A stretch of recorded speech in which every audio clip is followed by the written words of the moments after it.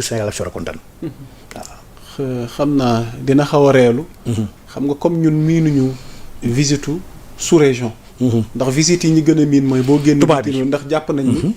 ci ngay mosee dara ci ngay amee dara ba ñenn ñi sax jàpp nañ ni premier ministre bi tey gisuñu ko mu génn à l'étranger mais on le voit trop souvent privilégié tey jii nii moo xam réew ñu nekkal mais kaawu Guinée bi c'est important fi ma bëgg ñu jeexalee ci mooy ci ñaari askan yi parce que y a eu un débat yàggul dara ci wàllu nationalisme ci wàllu Guinée yi nga xamante ñoo fi installé wu pour ne pas ma joxoñ communauté pël bi ba mbii coog mbaaloo amoon na ci ba ñenn Guinée sax jàpp ni ndax ñun dañ ñu fii bëgg a dàkk wala ñun war ñoo mën a jàpp ni fii nous sommes chez nous ndax moom it premier ministre Ousmane Sonko keroog ca Conakry ci intervention leeralaat na diggante ñaari dëkk yi ba ñenn ñi bëgg ñaaw njortu ci ñaari askan yi ci yenn jafe-jafe parce que le débat a été posé par Tahirou Sarr donc moom it il en a donc donné ses raisons ak position par rapport ak nationalisme gi mu doon woote ñu terminer aspect boobu tamit waaw yaa Moussa aspect bu am solo la man nag ci fànn googu bokkuma position premier ministre man dama gëm ne gis nga dafa am ñaari concept yi xam ne dañu ko war a bàyyi xel te ñaari concept yi dama jàpp ni ils sont complémentaires waaye benn bi moo gën a yaatu beneen bi muy le concept de patriotisme ak le concept de nationalisme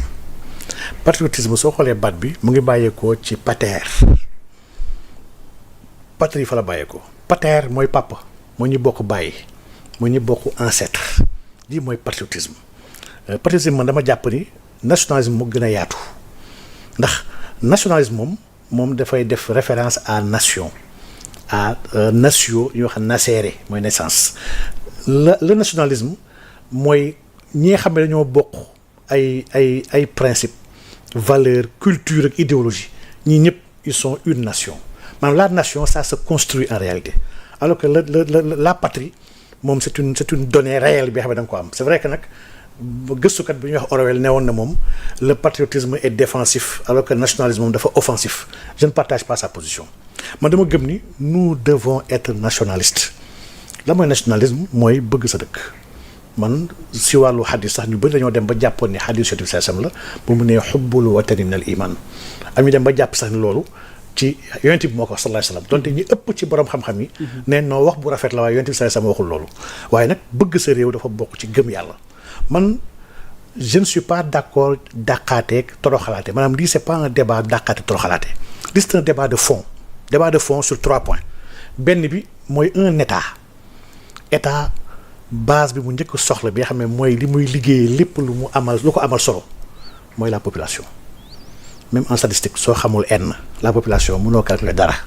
lépp luy variable statistique muy moyenne ak lépp moyenne écart type variance loo mënti calculer il faut nga am la population n la mooy sa population boobu pour la programmation des politiques économiques pour mën a comprendre lan nga soxla ci production lan nga war a importer lan mooy la consommation intérieure tous les agrégats yi xam ne moo tax état liggéey état bu xamul population am état boobu état dëbb daaxe la et xam sa population nag li koy awaral mooy nga régler dugg ak génn sa biir dëkk yaa Moussa dugg ak génn il faut ñu régler ko lii moom enjeu la bi nga xam ne dans ce 21e siècle il le faut bu ñu ko deful on ira tout droit vers des problèmes yi nga xam ne dina ëpp doole Sénégal régler dugg ak Guinée nag tekkiwul nous serons racistes non nous serons pas racistes avec la Guinée c'est un peuple frère Guinée yi ñu si bëri fii y a un brassage très fort entre Sénégal ak Guinée ku dem dans le sud booru Kolda ak dëkk bi nga gis ni dëkk yi presque ñëpp benn lañu aujourd'hui comment dirais-je mbiru dëkk yi on a un code de nationalité bi nga xam ne kañ la depuis kañ la 1961 yaa Moussa 1961 ba tey y a beaucoup d'évolutions yoo xam ne am na ci on doit revoir ce code-là aujourd'hui quand on voit et man je fais pas de stigmatisation sur les Guinéens je dis que la même remarque je le fais pour tout le monde pour les Guinéens les Mauritaniens démb rek y a un accord qui a été signé avec Sénégal ak Mauritanie en ce sens-là donc képp kuy ñëw dugg Sénégal pour 3 mois 90 jours loolu traité bi wax suñu traité CEDEAO loolu la wax pour 90 jours soxla lu ngay fay dara da nga war a ñëw dugg génn avec sa passeport CEDEAO ak sa carte biométrique mën na nekk waaye ku ñëw bëgg installé wu Sénégal au-delà de 3 mois da nga war a signalé wu moo xam ne lay jox benn carte de résident wala carte de séjour on peut l'appeler comme on veut mais il faut nga enregistré wu ñu xam ne diw jóge na dëkk sàngam mu ngi dugg na Sénégal lii moo ko andi Sénégal mu ngi dëkk bërëb sàngam lii lay liggéey suñ ko bëggee jot fi lañ koy jotee lii bi Moussa c'est très important et loolu kenn waru ci génn naar beeg tubaab beeg guinéen beeg tout le monde la wax on doit avoir une vue sur qui sont au Sénégal et qui ils font quoi au Sénégal lii mooy benn. ñaar aujourd'hui au terme même de la stabilité du Sénégal parce qu'il y a un phénomène bi nga xam ne phénomène bu grave la bi nga xam ne Sénégal yu bëri bàyyi ñu ko xel yaa Moussa aujourd'hui tu vois des entreprises chinoises yoo xam ne ñu ngi ñëw Sénégal ndax Sénégal yàlla daf ko dimbali mu am des mines am ay hydrocarbures dafa am ay ressources yu bëri fi nekk ressources yooyu dafay andi ay nit yu bëri kenn ku nekk ak agenda am tu vois une entreprise chinoise qui vient au Sénégal bëgg na embaucher ay nit même des entreprises tubaab français même des français bëgg na soxla na ay ouvriers mais bëggul fay un prix sérieux bi nga xam ne moom la Sénégalais yi xam il préfère dem jëli ji ay Libériens wala ay Bissau Guinéen wala ay Sierra Leone andi leen fii ñi koy liggéeyal mu leen di fay ay journaliers 1000 francs ay journaliers 800 francs ñi ñëw ñëpp demal dans la banlieue booru Diamniadio alentour yooyu yëpp mais tu verras des gens yi xam ne dégguñu xam nga ban laa xam ne dégguñu français dégguñu wolof dégguñu ils sont là pas en transit pas pour 3 mois ils sont venus pour rester de manière durable yaa Moussa ñii on doit les enregistrer muy benn on doit comprendre la ñu fiy def ak lu ñu fiy yëngatu bu dee amal nañu njëriñ Sénégal on doit les laisser Sénégal ñu liggéey bu dee dañuy yàq Sénégal on doit les rapatrier génn leen dëkk bi lii mooy dëkk mun ñu ko bàyyi nii ku mu neex dugg ku mu neex génn comme rideau may ga loolu baaxul si dëkk dañ ko war a téye doo demee dëkk tubaab bi kenn du dugg nu la neexee loolu nag dàqontewul ak panafricanisme man je suis foncièrement panafricanisme ma gëm nag mais panafricanisme bi nga xam ne du panafricanisme sentimental émotion panafricanisme bu pragmatique la maanaam on doit adresser ensemble les problèmes qui interpellent le continent africain on doit adresser ensemble les enjeux yi nga xam ne mooy peser sur l'Afrique en général et sur la communauté noire en particulier et loolu nation lu tax nation intéressante la nation sénégalaise de kese ñu juddoo si papa ak yaay sénégalais képp ki nga xam ne il s'identifie dans les valeurs sénégalaises épouser l'histoire sénégalaise nangu le référentiel sénégalais kooku mën na dugg dans la nation sénégalaise et su boobaa on va organiser l'acquisition de la nationalité képp ki nga xam ne papa sénégalais nga am wala yaay sénégalais mais sénégalais nga képp ki nga xam ne sa papa ak sa yaay kenn du sénégalais mais tu n'es pas sénégalais et vraiment am nga droit nag nekk Sénégal di fi dund correctement yoo xam ne on doit l'encadrer avec des séjours wala des cartes de résident il y a des ambassades qui sont là pour ça mais dama gëm ni il nous faut ñu régler lii une bonne fois pour toutes ndax aujourd'hui avec l'état civil man semaine bii maa ngi recevoir benn kuréel bi nga xam ne ñoom fan naa ñu ngi tudd touche pas xaw ma mon état civil xaw ma mon papier xaw ma genre yooyu mais yaa Moussa nii buñ lay wax li ñuy dund Sénégal si jaayum kayit yi si biir mairie yi en complicité avec yenn nit yu nekk ay daaf ak ñëpp nga xam ne da ngay taxaw ñëw soxla sa kayit andi ko la sa kayit jaay nañ ko amatoo kayit sa kayit jëlañ ko jox ko keneen mu jël benn sant def ko ci ay étranger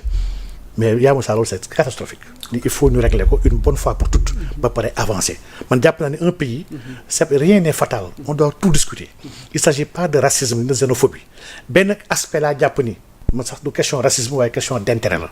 mooy y a des secteurs yoo xam ne gëm naa ne secteurs yooyu tout un secteur de l'économie war ñu ko bàyyi ci ay communautés yu koy téye ci dans un pays sérieux war ñu ko nangu il doit être nag dans toutes les activités yi nga xam ne moo leen neex mais da ngay xool aujourd'hui gars yi ñu ngi wax waxu pël man pël yi amuñu problème yu bëri ak moom mais naar yi les Libanais ñu si bëri ils se sentent pas sénégalais ils ne se brassent pas avec les Sénégalais ils se marient pas avec les Sénégalais ils n'habitent pas avec les Sénégalais ñoom ñu si bëri si ñoom ñu ngi benn quartier bu ndaw ci biir ville ñoom ñëpp fa lañ dëkk ils traitent mal sax les employés sénégalais yi ñuy am c'est la réalité ñu fii lañ dëkk ñëpp xamante nañ ñii ñu si bëri si ñoom ils ont une triple nationalité ils se sentent même pas sénégalais ñii pourtant y a des domaines yu ngand ak des secteurs yu gudd yi nga xam ne mais ils le tiennent en dañoo ko téye man dama gëm ni secteur économie dëkk de bout en bout waruñu ko bàyyi ay yenn nationalité si di ko téye donc il faut vraiment organiser il faut libérer il faut donner nag la possibilité à tout parce que nag ñun askan lañ bi nga xam ne dañoo mën a voyager sénégalais ñu ngi fépp ñu ngi Gambie ñu ngi Guinée ñu ngi Mali ñu ngi dëkk tubaab yi ñu ngi ba Russie ñu ngi fu ne dëkk nag kuy voyager warul bañ kuy voyager ñëw sa dëkk waaye il faut réglementer organiser et contrôler am un état dafa war a xam un état daa war a ko bett et situation ni muy demee nii aujourd'hui avec le code de nationalité avec les pièces d'état civil yoo xam ne réglé guñ ko avec des frontières poreuses yoo xam ne lii ñett yi yëpp dama jàpp ni bombe la pour un pays bi nga xam ne qui est stable un pays bi nga xam ne à la limite bu ñu setaanee bàyyeeku fii ak 2100 yaa Moussa. di nga gis ay nit yoo xam ne seen i maam ak seen i maamaat du ñooy sénégalais gëmuñu aadee Sénégal. gëmuñu culture Sénégal dañoo ñëw sax ak yeneen gëm-gëm yu uteeg gëm-gëm waa Sénégal nañ fi am benn poids bi nga xam ne ñu mën a décider à la place des Sénégalais ce qui se fait au Sénégal et loolu c'est pas normal. waaw loolu c'est pas normal. ok ma bàyyi la nga jeexal rek résumé ak tukki gi nga xamante ne Ousmane Sonko mi ngi ko doon amal ndax moo ñu may ñu dugg ci point yi nga xamante ne vraiment ça a été très essentiel par rapport ak waxtaan wi laataa ñuy jàll ci yeneen sujet yi nga xamante ne ñeel na diplomatie bi parce que ci la ñuy descendi ndax yaa ngi junj léegi ministre Yacine Fall mi nga xamante ne moom lañ dénk diplomatie bi tukki gi mu amaloon foofu ca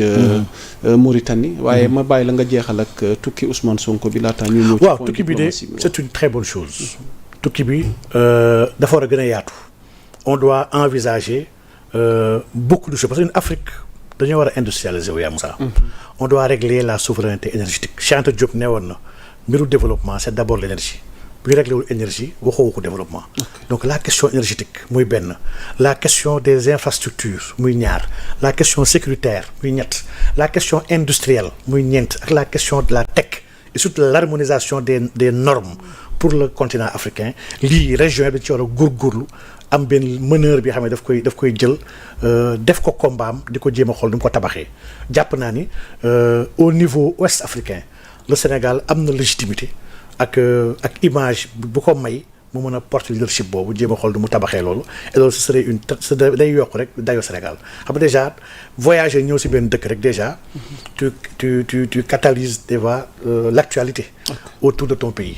da ngay ñëw Sénégal dañu ne premier ministre Sénégal ñëw na en visite de travail ñëw na par exemple en Guinée-Bissau ce qui va se passer mooy télé Guinée-Bissau sax Sénégal la nar a wax présenter ki ñëw la ñu fiy def yëpp forme de diplomatie la passive forme d'influence bi nga xam ne jàpp naa ni des leaders doivent réfléchir bu baax a baax en ce sens et loolu dafay yokku Sénégal dafay defaral Sénégal image am dafay replacer waat Sénégal ci place bi nga xam ne mosu koo ñàkk d'ailleurs sous Macky Sall dañu amoon xaw a jalgati rek bi nga xam ne par rapport li xewoon ci dëkk bi ci répression beeg yu bëri tax na image Sénégal ñu ko ñemel woon ñu musul woon yedd Sénégal sax commencé bëgg yedd Sénégal naan Sénégal nangam di blâmer di condamner ci yenn journalistes beaucoup de choses yu fi xewoon waaye gëm naa ni loolu mënuñu ko tabaxaat et loolu mooy diplomatie ay résultats am kenn ko gis ci 1 an les effets de la diplomatie après 3 ans ñu soog commencé xam ni li saxaloon mu ngi commencé meññ waaye nii daar li Sénégal nekk di suqat ak di tabax te mu ngi def lu am solo nag d'ici 2-3 ans Sénégal yi vont se rendre compte que le Sénégal positionné war nañu ko fenn fii xam ne vraiment fu kawe la et loolu moom méngoo ak dayam ndax dañoo gëm ne Sénégal puissance war a nekk ci 21e siècle. ok mais bizarrement cette diplomatie ak ni nga ko leeralee nii. décrier nañ ko fan yi surtout ak échec bi nga xamante ni am nañ ko ci élection baat bi. nga xamante ni Seydou Ould Tah moo mujj jiitu. Sénégal sunu candidat Amadou Hott la woon. Il est arrivé en 3e position waaye ñenn ñi sax aller plus loin joxoñ ci baaraam tuuma ki nga xamante ni